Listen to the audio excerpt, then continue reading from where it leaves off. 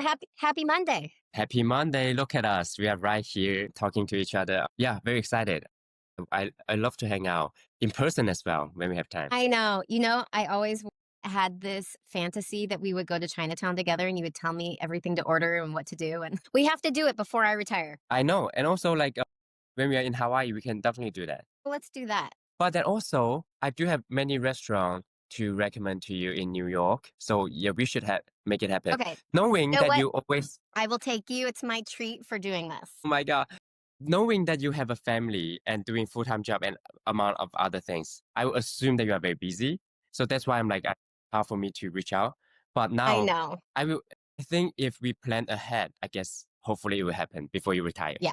No, we got to do it. I got to make some social priorities. It's like work becomes my only social life. And then I head home as fast as I can to my family. So I have to make a little more room for the social aspect now. I get it. But everyone also understand, at the situation, having family and full-time job. Like my friend give me a lot of room to not, blame on me. Oh, you never make effort, but we understand. Living in New York, got the hustle. Yeah, absolutely. First of all, New York City Ballet came onto your radar really late in the game, just recently. And so you're at Houston Ballet. You'd been there for how many years? So I was in Houston Ballet for 10 years and 2 years in the academy, 8 years in a company. Yeah, towards to the end of my career in Houston, I met Justin Peck. The first ballet I did by him, it was Year of Rabbit. And then the second one, he was doing a premiere for us. And I just think the way we work together, it fits so well. And I'm those people that if he asked me a question, I will answer. He was like, that's just my, my memories. I don't know if that's the fact that he liked me or wanted to invite me to come. But then I remember that he was like, okay, so guys, from the floor, how would you want to get up? Or maybe opposite, how can you get down to the floor? I was like, okay, that's my thing. I wanted to improv. Let me show you what I think to get down. But since he asked, so I'm like doing stuff. Usually in a company that we got told what to do. So we don't have the chance to practice when people ask you, like, I don't know, you're the correct, you should tell me. Right. But then I loved it. So I just, creating and stuff. And I guess, that's one thing New York City Ballet very good at. Everyone have such good creativity since Balanchin. Right. So I'm like, okay, I guess I could be part of the game. And yeah, and when he asked me if I wanted to come here, at first I said no because I was really afraid to step out of my comfort zone. Yeah. I was not trained in Balanchin at all. And then later on, I realized, what did I do? If I choose again, I might not come here. Because, everyone trained and know all the repertoire. And I'm stepping in as someone to be featured in the center doing principal role. Like, do I deserve it? Or can I handle it? So it's good that I did not know much about it. So I just okay, it's dance. And now the more I know, I'm like, oh my God, how can I dance with Megan Fairchild?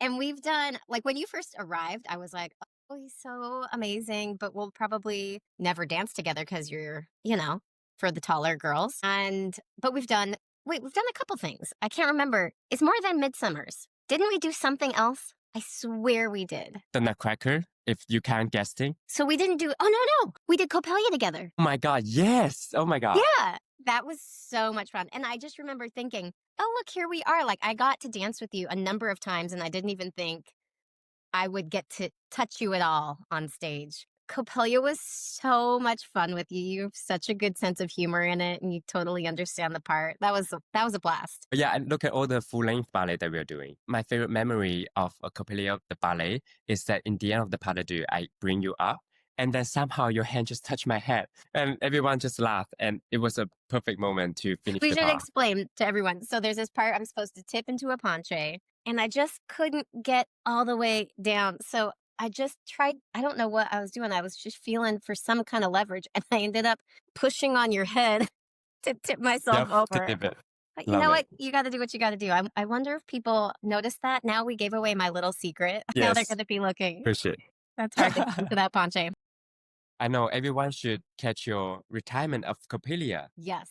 And that's why I also wanted to do these conversations again. I did them in the pandemic, but I want to kind of have a way of connecting with everyone before I go. I don't know, maybe starting something that I'll continue when I am retired. But yeah, I retire May 24th, 2026, and I feel really good about it. Awesome. And Yeah. then after that, it will be Make a Fairchild talk show. Yeah, maybe. There's always that, right? Yes.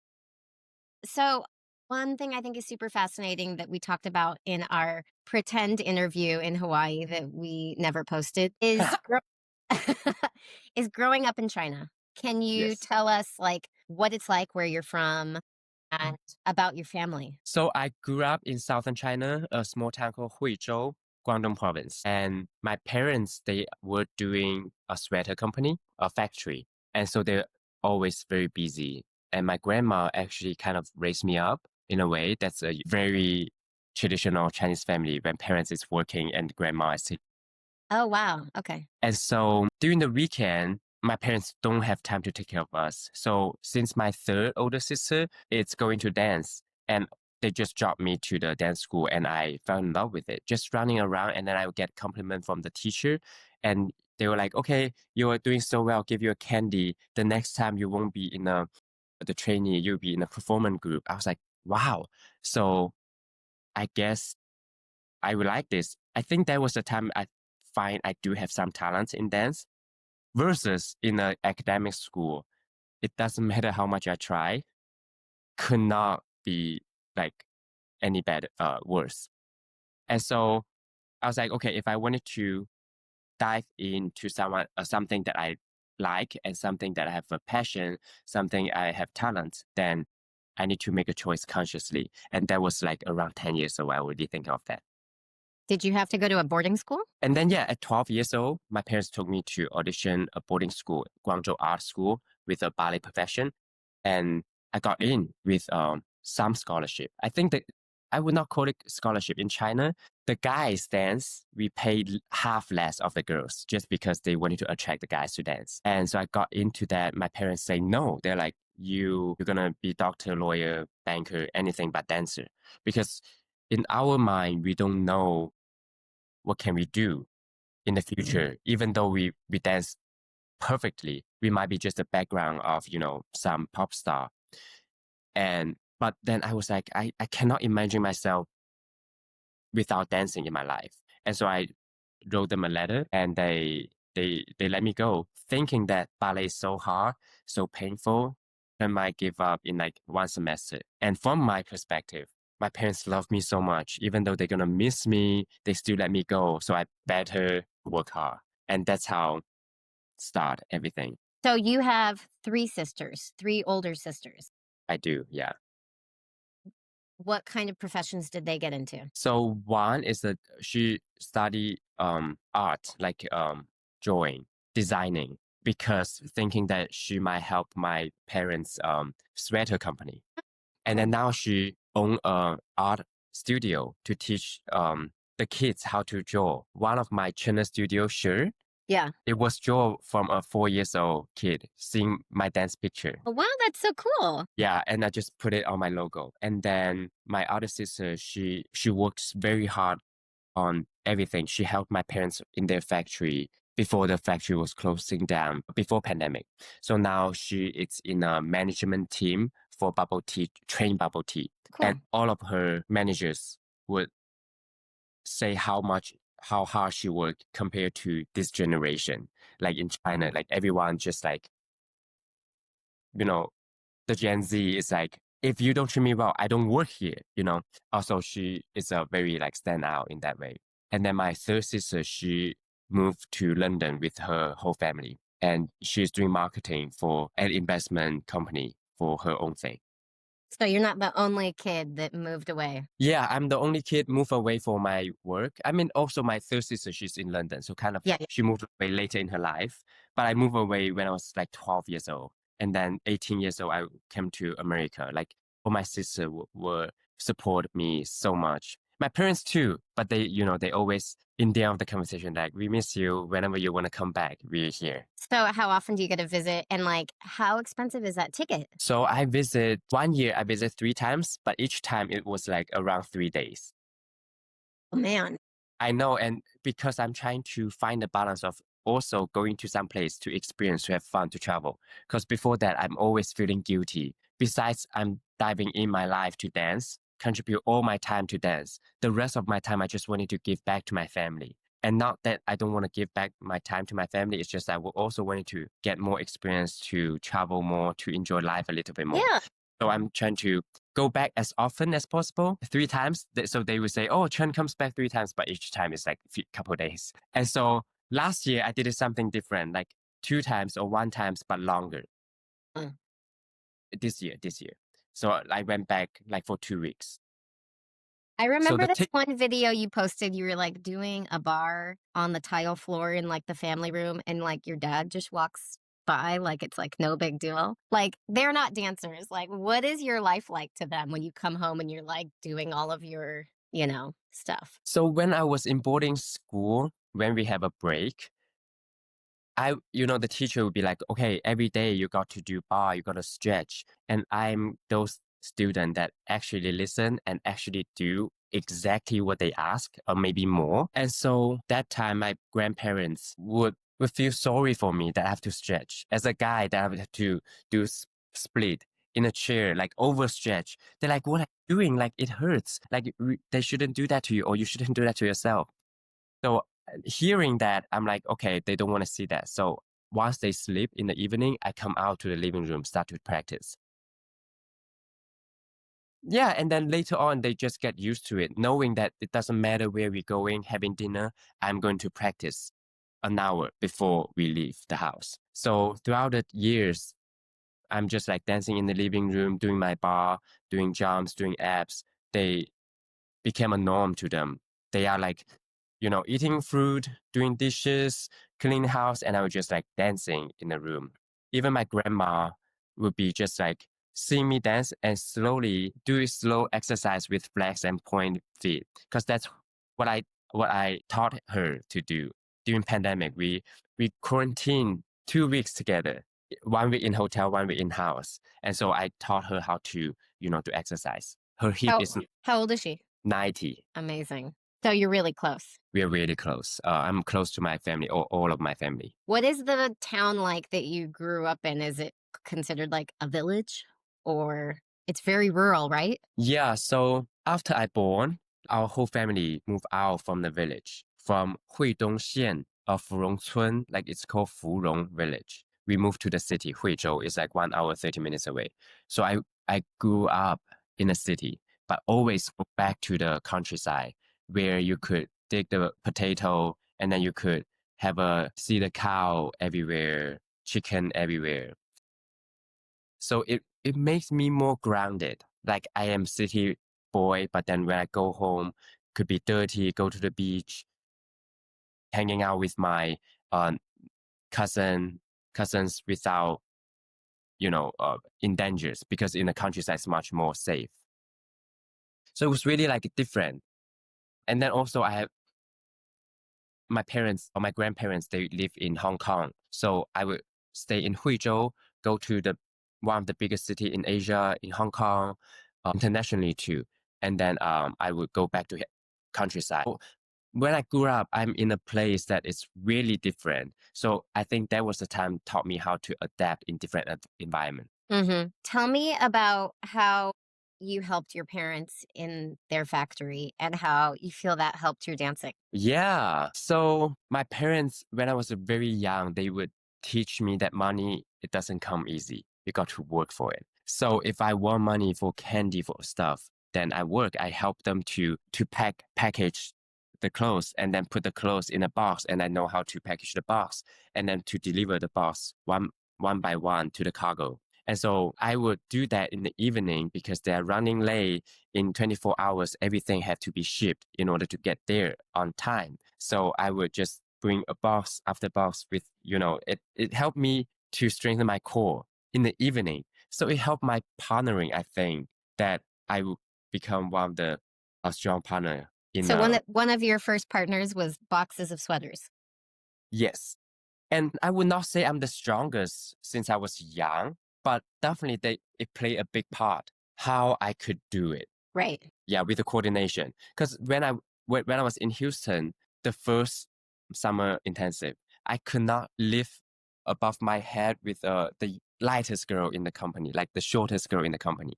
And then with the training in Houston, it also, a big factor of helping me to be a good partner. So did you not have partnering when you were at your boarding school in China? So we do when we were like 16 for the last 3 years.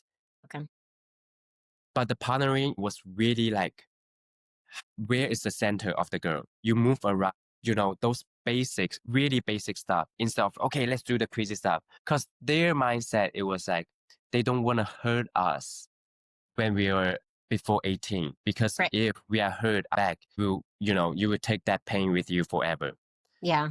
It's Yeah, it's hard to kind of hear. like not starting in point shoes until you're of a certain age, because your body Yeah. has ready to take kind of load. And what age is that? I started at 11 and a half. Yeah, that makes sense. But right now, a lot of kids, they start at 3, at 4. 3 for point shoes? Yeah, they will just put them on. Like, Well, let's say 4. but they're not like taking class in point shoes. That's just for fun. I don't know, like I see a lot of my friend, like same generation as me, they will start at 4 and then their variation when they were 7 and 8, they were dancing beautifully on point. Whoa. Yeah, I mean, where I came from, that was like the dangerous thing to do. Yeah. Well, yeah, so my school helped me to have a very strong and healthy body. Knowing the basic stuff helped me to get to Mhm. other stuff when I was in Houston. Like in Houston, a ballet academy, all the partnering is super hard. I think the culture started from Ben Stevenson as a Mhm. director. He do a lot of crazy partnering. And then Stanton Welch as well, current director. He create a lot of partnering. In Houston, I usually dance with only like a shorter girl because there's all the partner is crazy. Like you jump to your hand and then you lift from no forward. Whoa. Wow. It's like entrelace, you catch the hip and then you catch the leg. And then from here, you just that lift while you are walking to other. Whoa. We should definitely try that. After Okay. Maybe in Hawaii. yes, so that's how I train.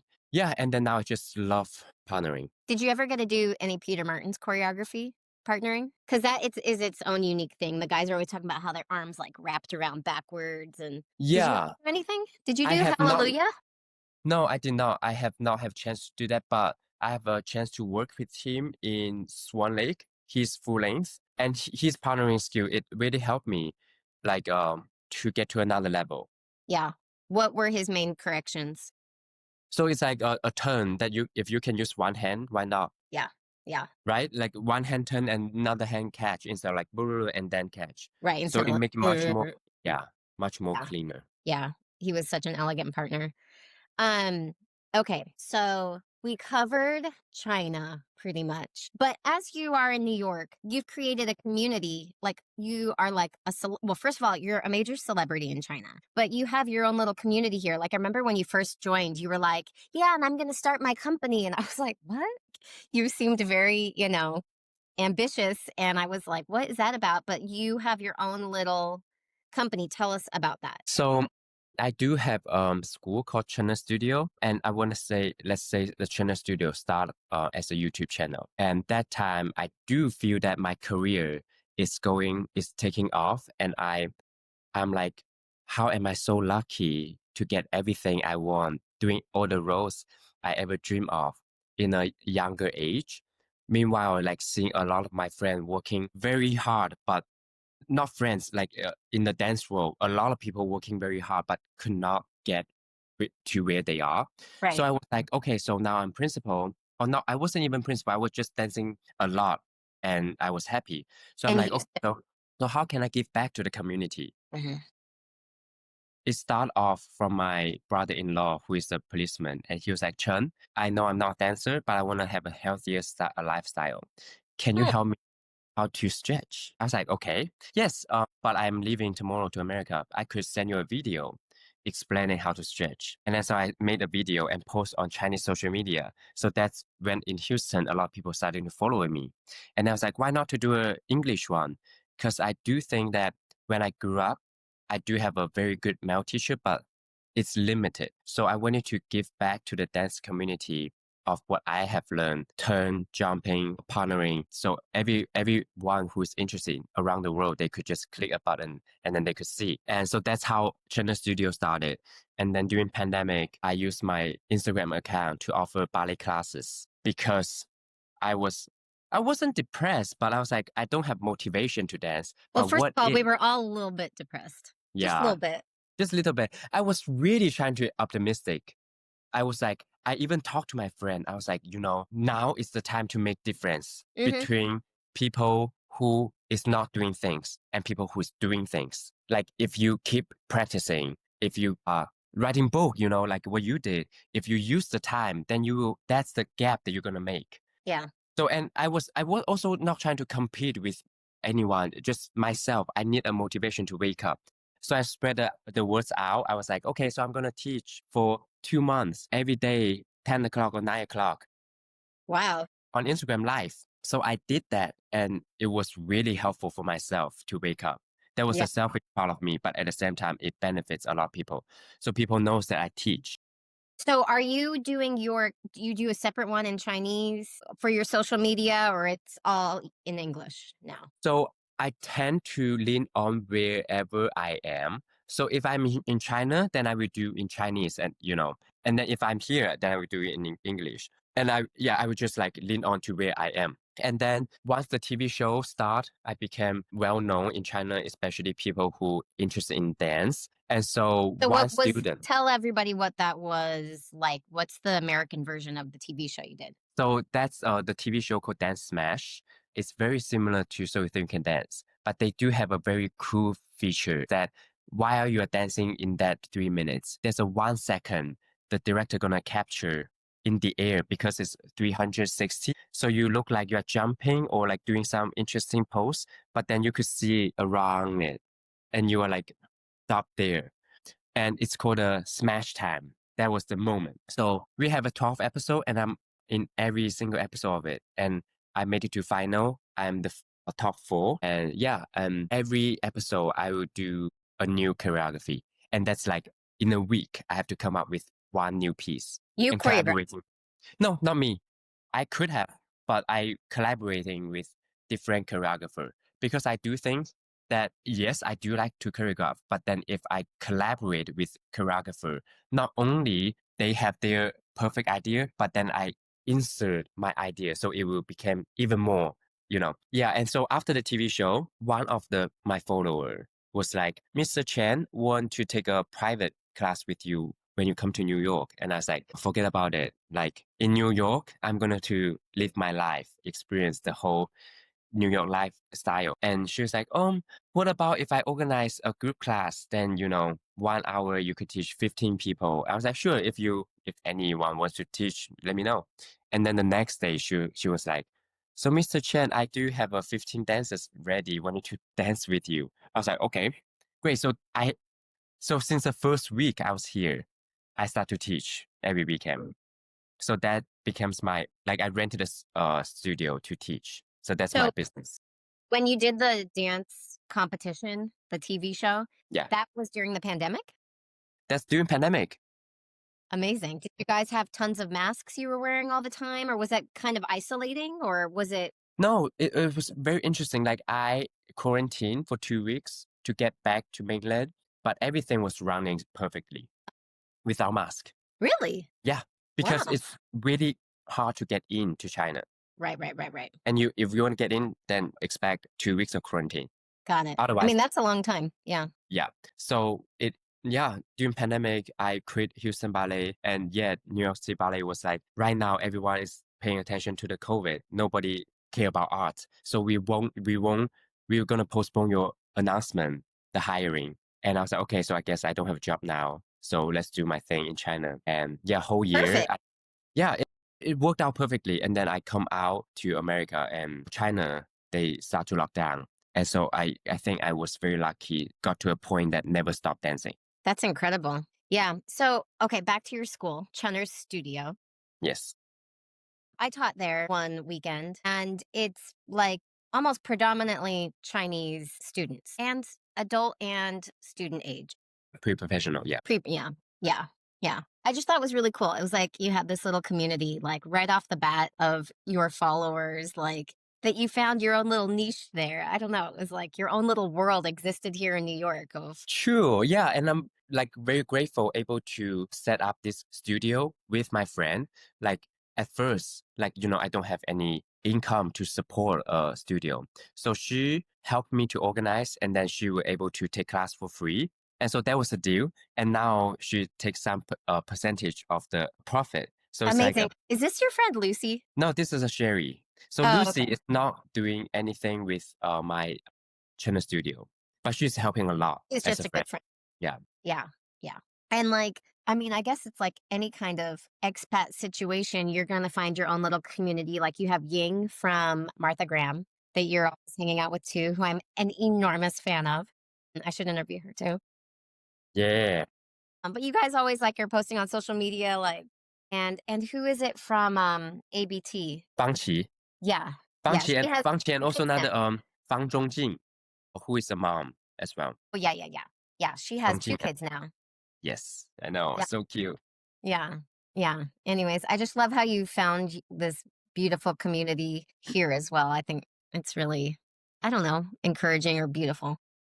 I think also City Ballet helped me very much is that they liked me, they hired me, and then became the first Chinese principal. So I think the community really proud of what I'm doing, which I'm very grateful that I'm pushing to a point, to a place that I'm not only dancing for myself anymore, I'm dancing for the community. Yeah, I mean that's a little bit of like pressure too, like responsibility. Yeah, little bit, and which I don't mind. Like I could I carry think it it like that. motivates you instead of oppresses you. Yeah. I know, yes, very much. So I cannot be that lazy anymore. So, was that something that was ever on your radar to become the first Chinese principal dancer anywhere? Like, was that a thing in your head? Like, are you talking about when I was 12 or when I was like before I come here? Yeah, like before you came here, like, was that something that was manufactured from us that we labeled onto you? And you were like, oh, yeah, that's pretty cool.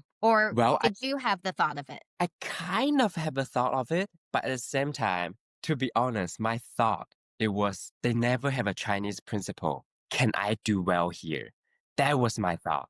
You didn't Like I see did not. anyone that looked like you. Yeah, it was scary to come into a place that not many Asian principal. So I was like, what am I doing? Can I do it? That was more of my thought instead of like, I'm taking the place. I'm Got it, gonna got it, be got it. when I became the first trans principal, and then it took me some time to realize I am making the history. Yeah, yeah, Yeah.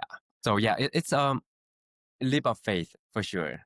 Because yeah. Houston Ballet, I have to say they gave me everything. Like literally, they built me. And then when I almost quit dancing because I'm feeling guilty of not spending time with my family, the Chinese family, they really want me to next to them. So I was like, Stanton, I'm so sorry. Like, I know you just promote me to principal, but I'm feeling guilty to say no to them again. Because every year in Houston, I was like, sorry, parents, I signed a contract again for myself, for my dream. So they And were they, always hoping you would come back.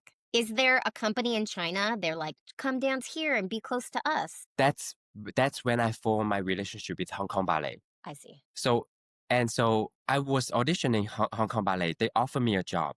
And then after I got promoted to principal for 3 months, after I got promoted to principal in Houston, for 3 months, I did not talk to my parents that often because now I'm calling my parents once a day. And yesterday, my dad was like, "What happened to you? You did not call us for 2 days." I'm like,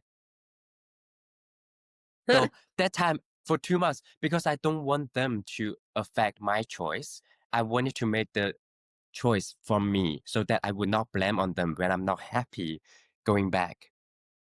So like one day I made a meeting with Stanton. I was like, hey Stanton, like I'm so sorry, but I cannot say no to my family. And he understood in a way that he also coming from Australia, like leaving his family So far to away. very far away. So he was like, okay, so what if I offer you half year contract? You can go and dance with Hong Kong Ballet, taking care of your family, and the other 6 months, we will need you to come back.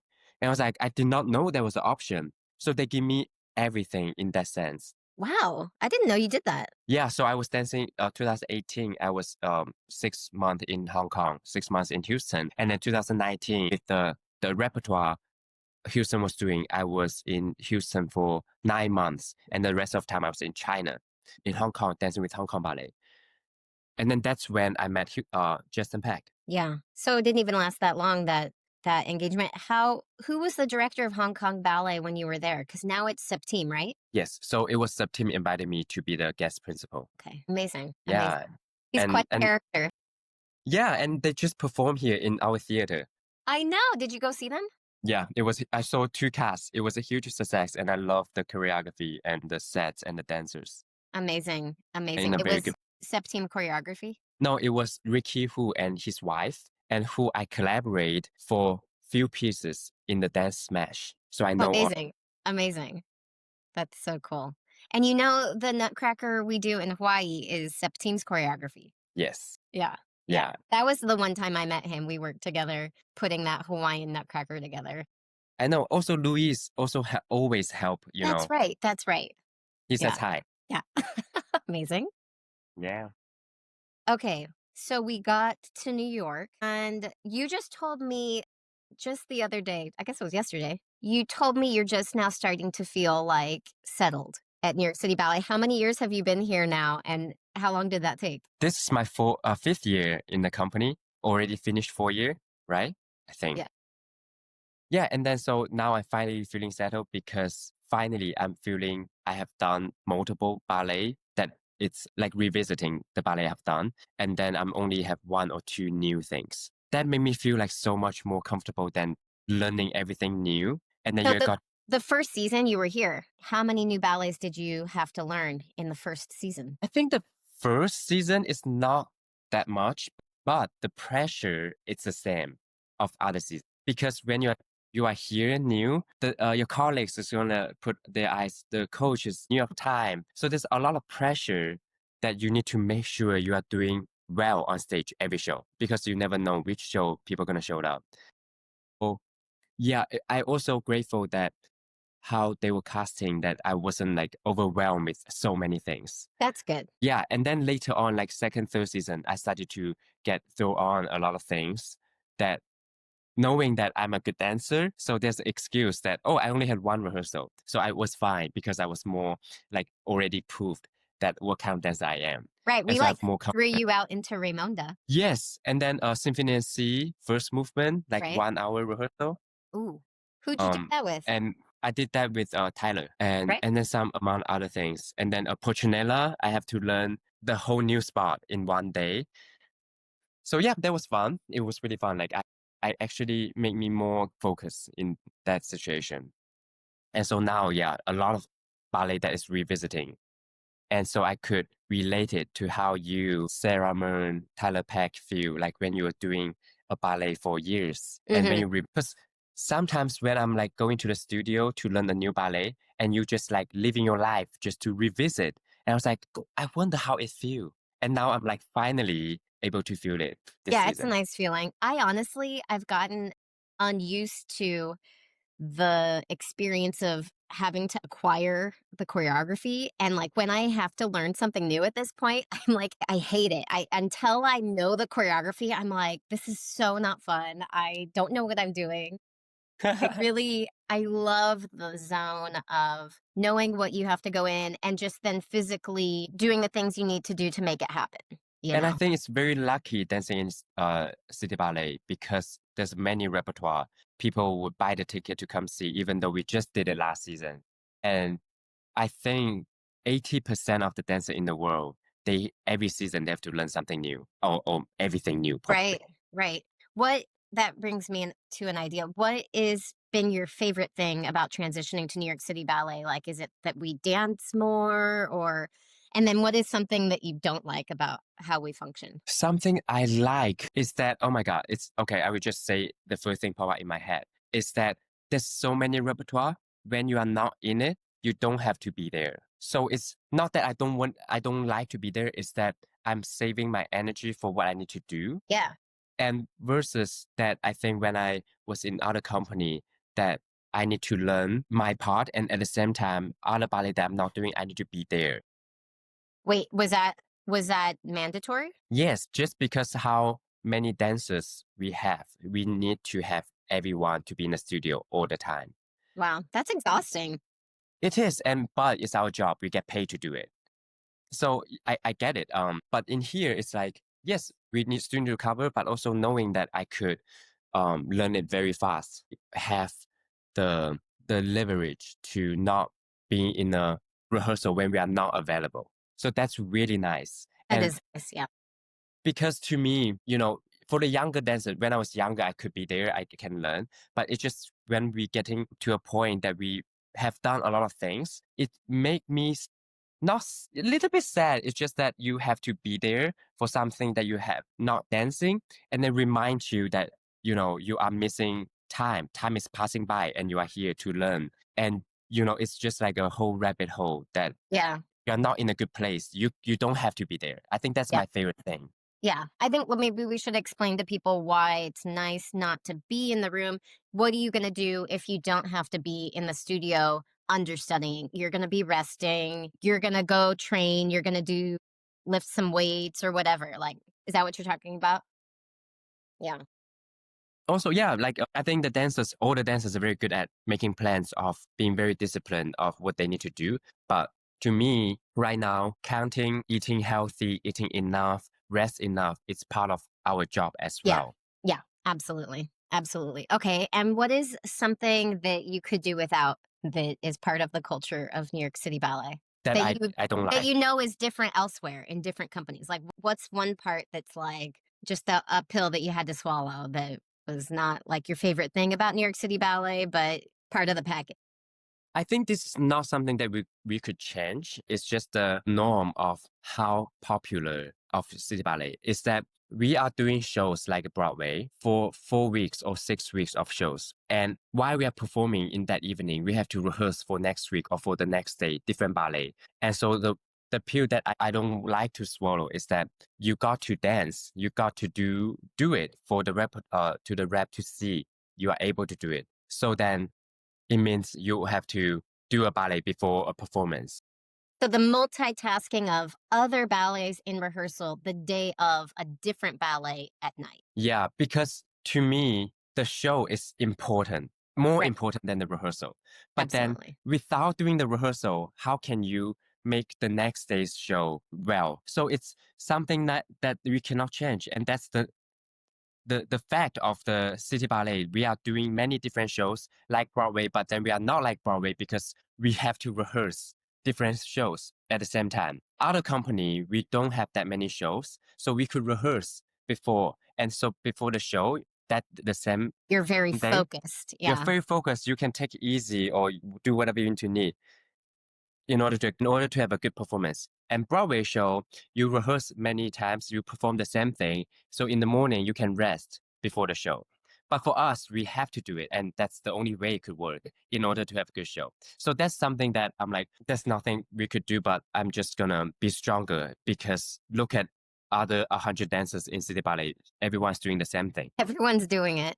It's true. It's true. In Houston, I was at a point that because I gone through a cramping story that you have heard on stage. Wait, I don't know if I remember this. So, I thought we are all superhuman and I thought I have unlimited energy. I thought I could just dance up, with all the everything is happening in my life. So I gave my everything in afternoon. Maybe a small showing. My parents was there with some anxiety in life for personal reason. And then I was a little bit dehydrated. So in the Swan Lake, performance. That wasn't opening night. Opening night was great. That was my first full length after I got promoted to principal in Houston.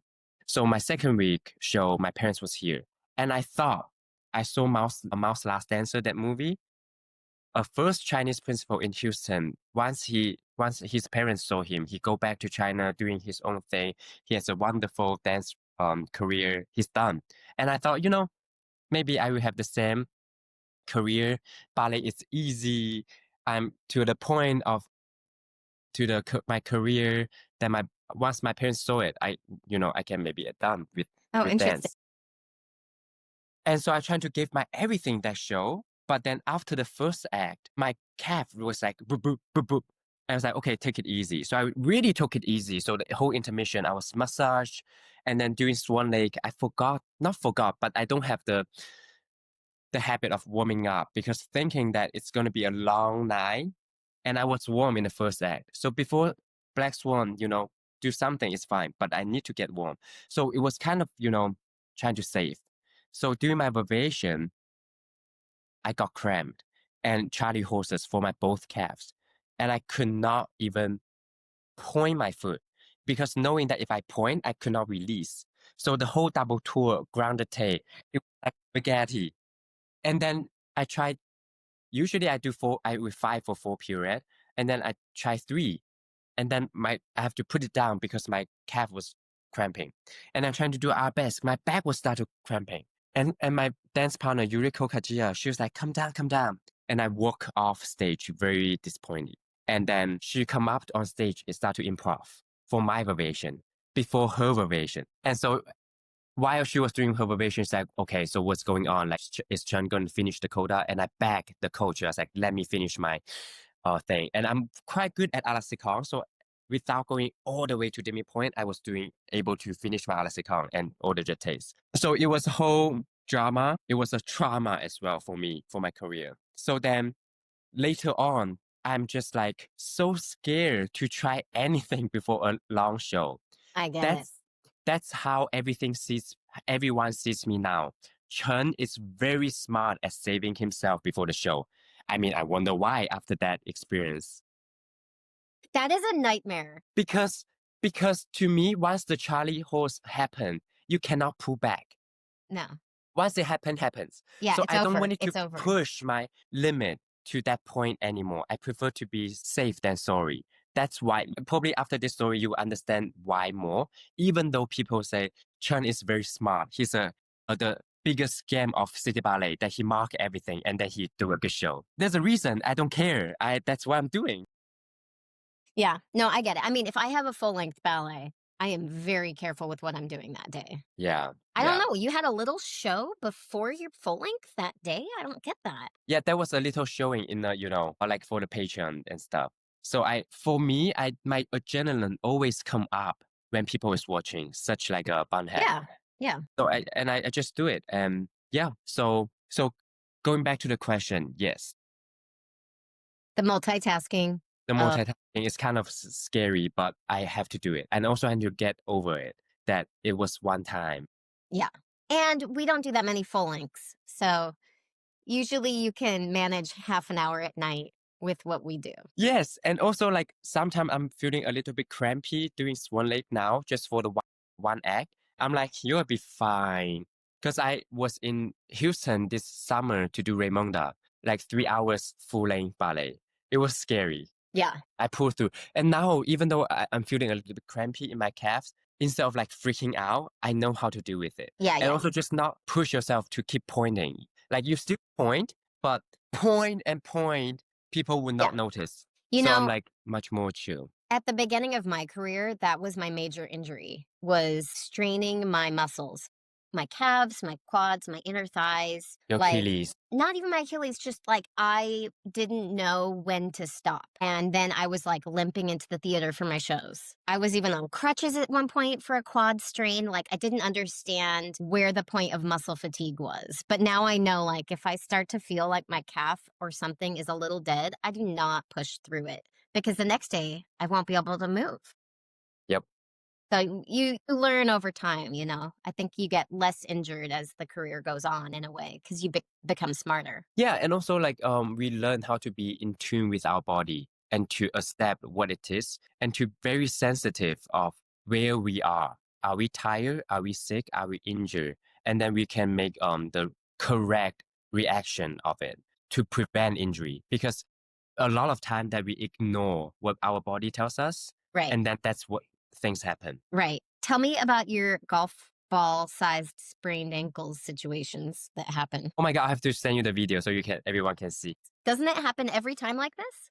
Because when it happened, Yeah. when I saw it, you were like, yeah, it's happened before. So, okay, so the one that you saw, it was me after coming back from COVID. I was so excited to dance. I was even in my phone. I was like, guys, I'm coming back to the theater. I can dance now after 7 days. I'm recharged. And then 3 hours later, boom, I sprained my ankle. Cause I, cause I have been taking class at home. So I was in shape. I'm ready. And then I'm doing the combination like 3 times, 4 times in a row. Like Gonzo was like, wow, Chun, you were very in good shape. Like, but I'm so sorry that happened to you. Yeah, I was doing a retate and I sprained my ankle and could not perform anymore. And my ankle just swollen like crazy. And it took me 1 week though. It took me 1 week to come back, which I'm like such a cycle of taking care of myself super well since I sprained my ankle. Like ice, compression, really rest, like nobody talk to me, kind of, Yeah. resting. Yeah. And then a few days later, when it's slowly better, doing some light exercise and then slowly build up. And then also my other muscles of my legs and my body able to be strong enough to do Right. a lot of movement. And I did Copeland a Oh, week later. was it Copeland? Yeah, so I sprained my ankle and I supposed to do Christopher Wheeldon's new piece that night because I missed that. You were there, you were in Right. that piece. I missed that in the opening night in the spring gala. So a week later, I come back. The second half of show, they want me to do it. I was like, sure, I would do it. But then I missed that, and then yeah, I Copeland. It was the next rep. It's on, and I was able to do it. But your Yeah, my foot's still ankle. swollen. It gets so swollen, and you can still dance, right? I think it was so swollen, and then the swollen went down, Okay. and then I danced. It's just that my body. It swells like crazy, that ankle. Yeah, it's crazy. And I was like, yeah, it happens before. And I think the first time it happened, and I thought that was me, I put it in hot water because the Chinese healing method is anything hot, nothing cold, nothing icy. Really? Oh, wow. For the chi. Yeah, to let your blood to drown to heal. Wow. And then so that actually helped the swollen to get even swollen. But the second time it wasn't like my ankle just swollen like that. I guess just my body, the self heat, it helped it to swollen. But then I do ice and compression and stuff. So yeah, could maybe with or without the hot water, it will get swollen like that. It was yeah, really like a golf ball. No, Hysterical. a tennis ball. Yeah. It was crazy. Okay, so today's Monday. We start the season tomorrow. What does your day off look like before a hard week? So I'm going to have a massage at 3 o'clock and then have couple meeting with like fashion stylist and then talking about my business plan. How do I get fundraising for a tour that I'm organizing to China? Oh, So how cool. I'm like trying to build my empire in my I day love off. it. You don't have to just chill. I mean, do you take long naps? How late do you sleep in? Yeah, I sleep until 8 o'clock. I will take a nap if I need to, but I'm doing everything I love. So it's like you were saying, you dance you love, and then you go back to do things for your family. That's what you love. It's like we are also charging by doing things. Yeah. Yeah. Yeah, recharge. Maybe it's our Gemini energy. I think so. I think so. We do have a very similar energy in a We way. do. And also, we're always drinking coffee, you and I. I don't know anyone else in the company who I remember one time you came into the Pilates room and you were like, "Oh my god, I had too many coffees today." It was like you had like 4 or 5 and I was like, it just made me feel good cuz I just really resonated with that because I don't know anybody else that drinks. I mean I drink 2 to 3 a day cups of coffee, but like people are more careful cuz they're like muscles or something, but you and I we like this kind of energy. Go go go. Yeah, that was special day too. I don't drink four or five coffee a day. Also two, most two Yeah. to three. Yeah, and the energy is good. Like you do things like while we alive, You're productive. You like to go, go. productive. Yeah, Yeah, yeah. yeah. Well, I am not going to take up any more of your Monday. Thank you That's all for right. coming to my little conversation. Of course. Thank you for having me. That was really fun. Good questions. Thank you. And married for tomorrow. You have Swan Lake, right? I do have Swan Lake. When's your first show? Tomorrow. I go bam bam. I do Donizetti tomorrow and square dance the day after. Oh my God. Okay, so we'll be in the same show. I will be one leg tomorrow and then episodes on. Oh, great. Have Okay. a good Monday. Okay. Thank you, Chun.